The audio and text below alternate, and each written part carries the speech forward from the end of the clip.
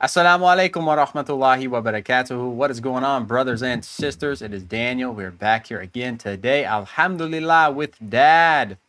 Dad, we're going to watch a video. It's called The Throne of Allah. Mind-blowing.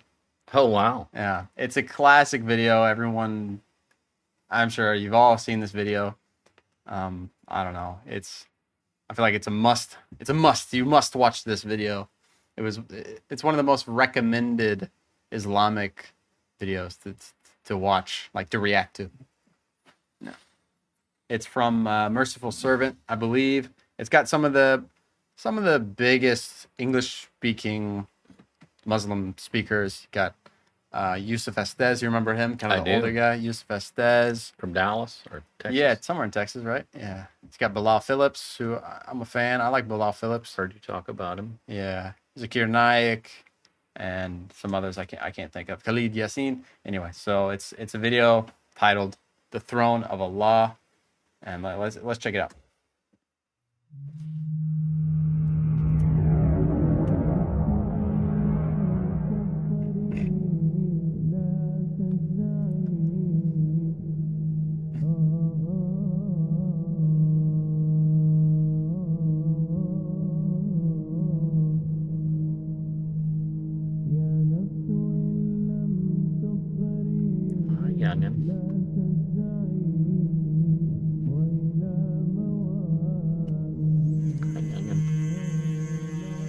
يا نفس إن لم تظفري لا تجزعي.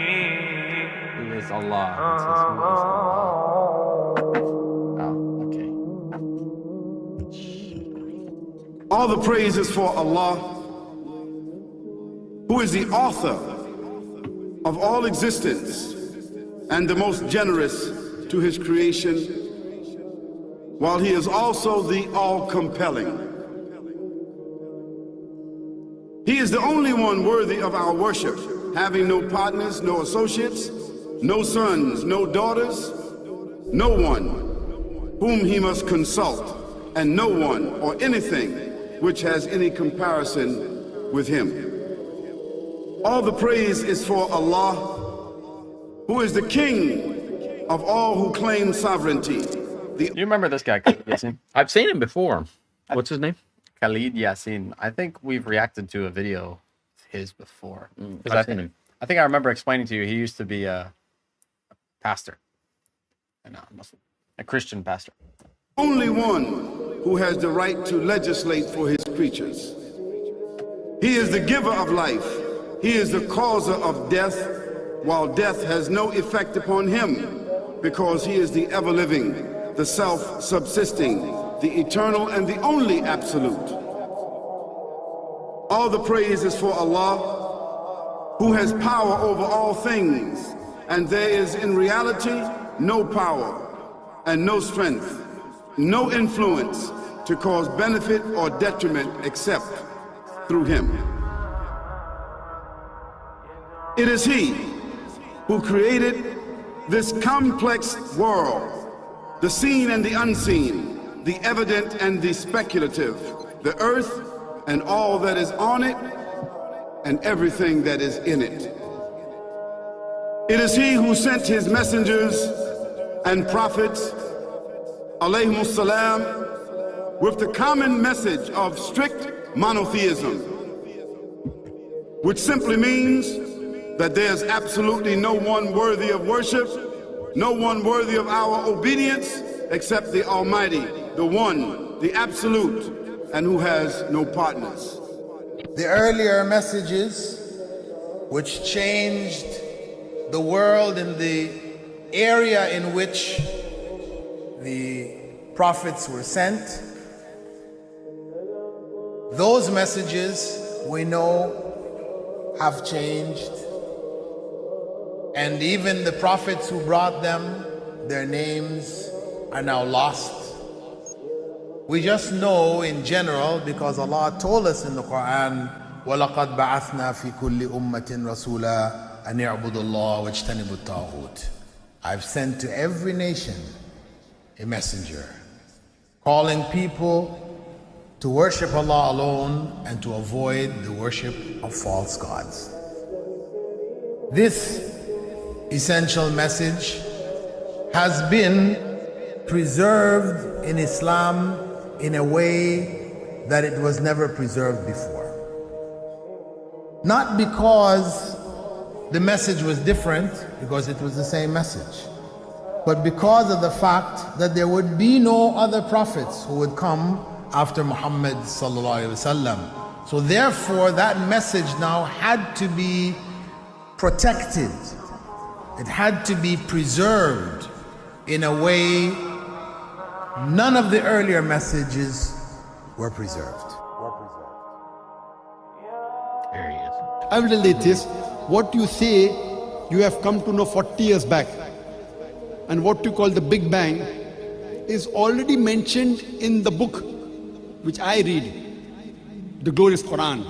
It's mentioned 1400 years ago in Surah Anbiya, chapter number 21, verse number 30, which says, Avalam yaral lazina kafaru.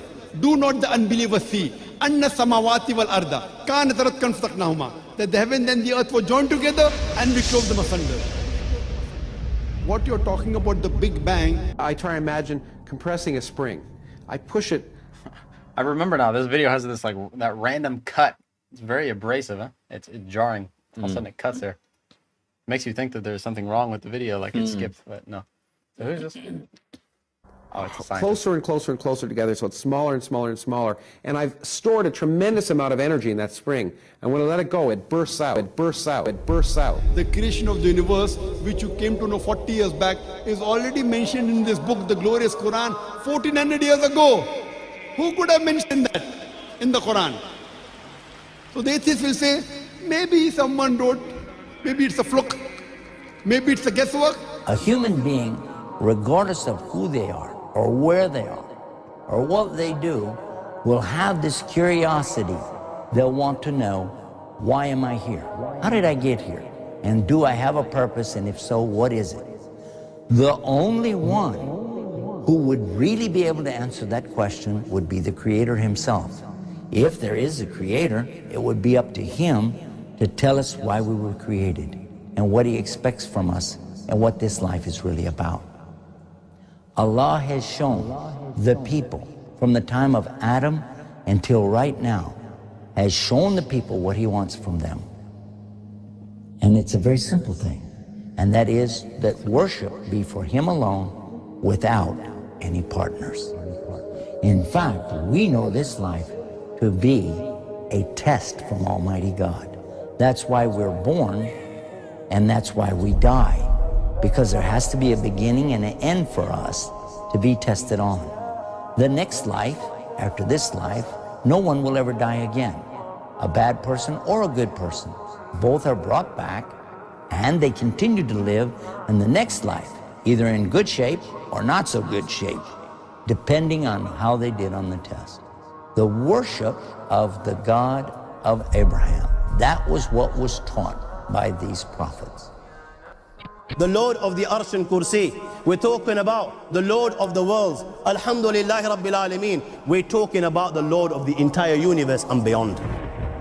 The entire universe and beyond. You know, we live in this dunya, and we are fascinated with this dunya which Allah subhanahu wa ta'ala indeed has created in a beautiful manner. We're fascinated. There are over billions of people which live on this dunya at this moment in time. Over 6 billion people that live on the dunya at this moment in time. This dunya of Allah subhanahu wa ta'ala is so big that there is space in this dunya for billions and billions and billions or more people.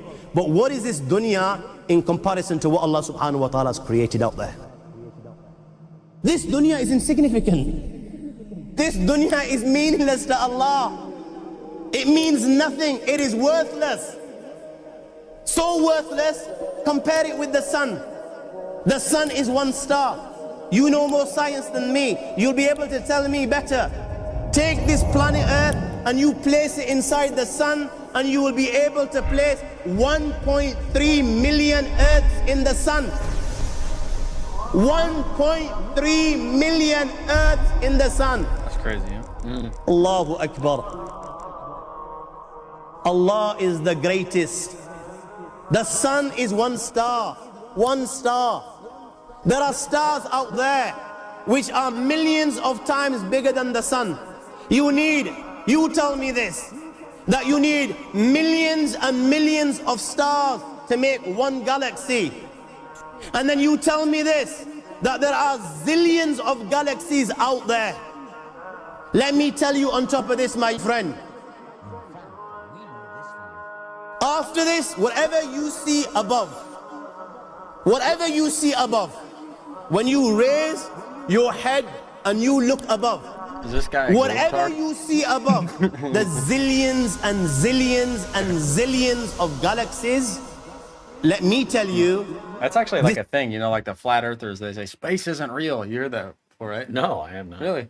Yeah, it's a common belief of the flat earthers. They say, like, they think all of space is fake. I don't even know what that means. Like, what do you mean it's fake? It's like a NASA didn't go there. right. NASA, like, they think that NASA's in on it, and all the pictures of space are fake. And when you look up in the sky, it's like just some painting or something. I don't know what they think it is. A hologram. It's a hologram. Yeah, they think It's Tupac. They said, like, you people think planets are real, like those planets in the sky are real. They're just holograms. Yeah, it's crazy. It's funny. Globetard. everything there is within the first heaven. Oh my gosh. Everything there is within the first heaven, and Allah is the creator of 7 heavens. 7 heavens. And the distance between the first heaven and the second heaven is 500 years. Yeah. You know, the distance that can be covered in 500 years, at what speed? Only Allah knows. Only Allah knows. Back up a little bit. First heaven, and Allah is the creator of 7 heavens. 7 heavens. And the distance between the first heaven and the second heaven is 500 years. You know, the distance that can be covered in 500 years, at what speed? Only Allah knows. Only Allah knows. But it will take 500 years to get from the first heaven to the second heaven. 500 years from the second to the third, third to the fourth, fourth to the fifth, fifth to the sixth, sixth to the seventh.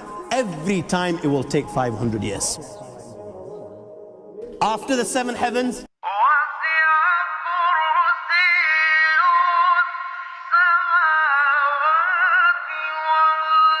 وَسِعَ كُرْسِيُّهُ السَّمَاوَاتِ وَالْأَرْضِ. You all read the Ayatul Kursi. You all know the Ayatul Kursi. After this, you have the Kursi of Allah. You have the chair of Allah. Kursi is it's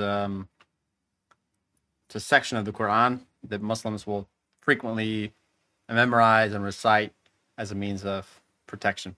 Because there's hadith saying that this section of the Quran has protective attributes. So, like, for example, probably, you know, if you're on a plane that's about to take off, a Muslim may recite Ayatul Kursi. If you're a firefighter and you're about to get in a building. Right, exactly. Allah subhanahu wa ta'ala. You know these 7 heavens that we've just talked about, in comparison to the Kursi of Allah, And Kursi means throne. Yeah. Then you have the Kursi of Allah, you have the chair of Allah subhanahu wa ta'ala. You know these 7 heavens that we've just talked about, in comparison to the Kursi of Allah, they're non-existent. They're meaningless. Rasulullah sallallahu alaihi wasallam has given an example in a hadith just to give us a little bit of understanding with regards to the 7 heavens in comparison to the Kursi of Allah. Take a ring from your finger, take it off, the small ring that you have, and place it, let's say, in a desert, the Sahara Desert. It's the biggest desert in the world. You know that ring that we take off from our fingers and place it in the Sahara Desert? What comparison is in between the ring and the Sahara Desert? Nothing. Nothing. The 7 heavens is the ring, and the Kursi of Allah is the Sahara Desert. After the kursi of Allah, you have the arsh of Allah. وَكَانَ أَرْشُهُ عَلَى الْمَاءِ. You have the arsh of Allah. I thought kursi was throne. So what is kursi? I'm going to say it's going to be domain. Yeah, kursi is throne.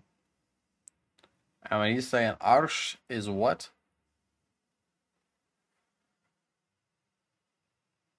Dominion. You had it. You had it. Just I had it. I had it backwards. Yeah. But also, I mean, that also means throne, so I don't know why. I don't get it. Again, Rasulullah has explained, so just so that we can understand. Take the ring, place it in the desert. This time, the ring is the kursi and the arsh is the desert. What is the kursi in comparison to the arsh of Allah? Nothing. Then you have angels which carry the arsh of Allah. Their heads are in the seventh heaven and their feet are in the lowest earth. My friends, then you have the Lord of the Arsh al-Kursi. لا تدركه الأبصار ويدرك الأبصار وهو اللطيف الخبير. See, this is my thing with all this stuff. Personally, just tell you what I think. Is I don't really relate to the whole like, okay, there's 500 years between this heaven and that heaven, and 500, and there's 7. So, and then the ring, in comparison to the Sahara Desert, is the same as the 7th heavens in comparison. Like, that's so big. It's like meaningless. Like you can't even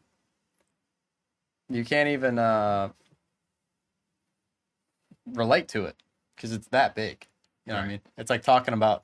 Why not just be one grain of sand in the desert? I mean, it could be that too. Right. But what I'm saying, and then when I see this Quran verse, and it says, "Vision perceives him not, but he perceives all vision, and he's the subtle, the acquainted." Vision perceives him not. You cannot visually perceive God. Saying that is, to me, is much more simple and easy to understand than like all this like measuring like, oh, the sun, there's this amount of Earths in the sun and this amount of suns in the, it's like galaxies and this. You gotta have a million stars to have a galaxy. So. Right. I get it. Like it's really inconceivably big, but just say that, please. Like just say that instead of like going through all this. You see what I mean? Make me do math and all that. Right. I got, I think, 3,500 years to go to 7 heavens. The Quran says it much more simple.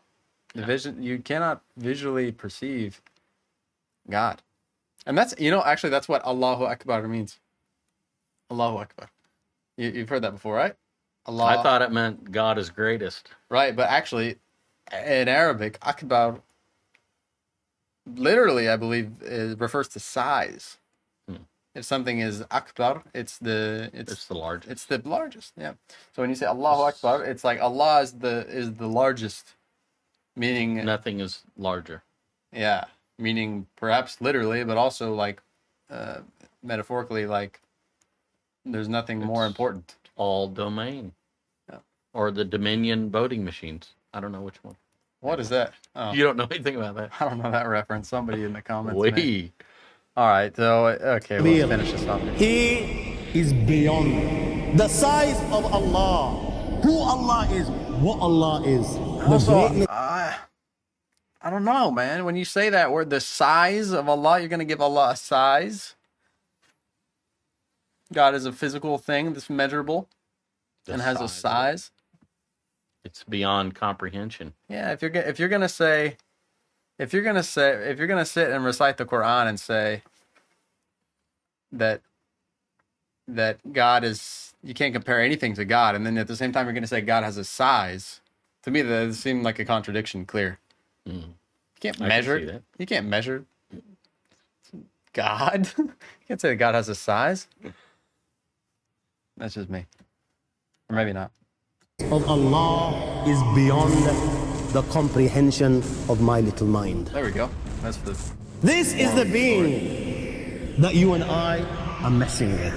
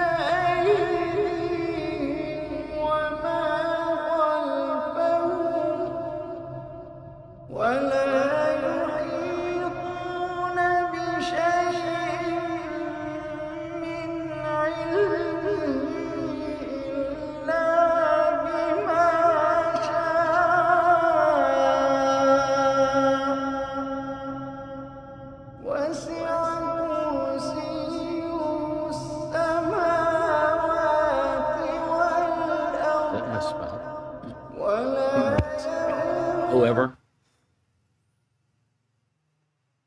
Yeah, it was good catch. Over.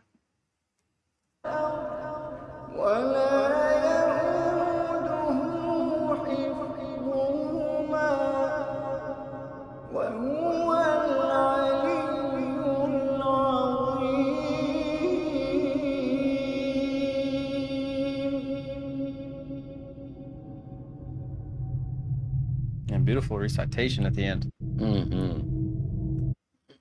You thought so too, huh? Yeah.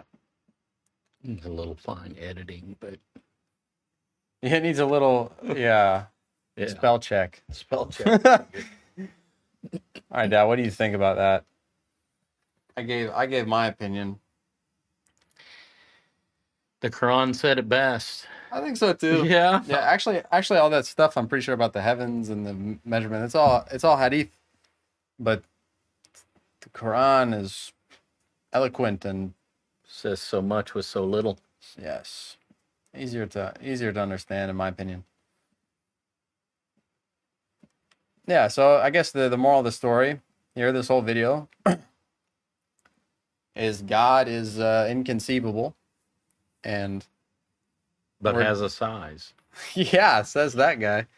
And we're just like a tiny little speck, and that's good to remind yourself of, I guess. Humble yourself. We're like a tiny little, Yeah. and Not it- even just us, but this Earth. right, and not even just the Earth, but the solar system and our galaxy. Really, Or your galaxy. we're just nothing. We're like literally nothing. It means nothing. Yeah. When That's you what- look at the whole domain. I think there's something in the Quran along the lines of like, Allah says that it's very easy for Him to put us into hell because we're a little tiny nothing. It's like the equivalent of like a worm on the side of the road for you, or even less, like a bacteria or something. You don't care when you like wipe the counter. You don't even care that you're like killing bacteria. You know what I mean? I see. But at the same time, on the flip side, we get so many blessings from God, and like the fact that we're even alive, you can like live a whole lifetime, is amazing. And be rewarded if you do it right. Yeah, and we can have relationships and all the things that the Quran says. We have the fruit that grows from trees and animals that we can use in a lot of different ways, and have families. You can hug your son. Yeah, you can hug your dad. You can hug your dad. It's nice. It's pretty amazing. It's amazing to kind of balance those two ideas in your head that we're like speck, but we're yet- we're a meaningless speck, but at the same time, like life is full of blessings. Yes. It's crazy. All right. Well, there we go. We've done it again. That's the throne of Allah from the merciful servant, Dad. And may Allah bless you generously, all of you that just watched that video with us. And inshallah, we will see you all in the next one. Assalamu alaikum wa rahmatullahi wa barakatuhu.